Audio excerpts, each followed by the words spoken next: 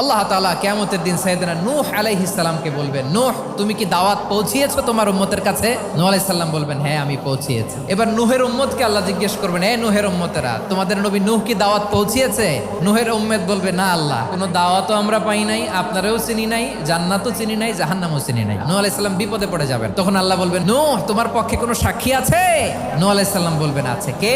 উম্মতে মুহাম্মাদি। তখন আমরা বলবো, আল্লাহর নবী নূহ আলাইহিস সালাম তিনি আপনি যা যা বলেছেন ঠিক তা তার উম্মতের কাছে পৌঁছে দিয়েছে। এবার নূহের উম্মতের সাথে আমাদের ঝগড়া লাগবে। তারা বলবে, তোমরা আসছো আমাদের হাজার হাজার বছর পরে, তোমরা কি করে জানলা? তোমাদের সাক্ষী ধর্তব্য হবে না? আমরা তখন বলবো, আমাদের কোরআনে তোমাদের নবীর নামে আল্লাহ তাআলা একটা সূরা নাজিল করেছেন, সূরাতে নূহ। দিন রাত এক করে তোমাদের কাছে তিনি দাওয়াত পৌঁছেছেন, সব আমরা জানি। আমরা যখন বলবো এই কথা, নূহের উম্মত চুপসে যাবে। তখন আমরা সত্য বলেছি কিনা এটা আল্লাহ তাআলা জানতে চাইবে বিশ্বনবীর কাছে। তখন বিশ্বনবী আমাদের পক্ষে সাক্ষী দিবেন। আওয়াজ করে বলেন আল্লাহু আকবার।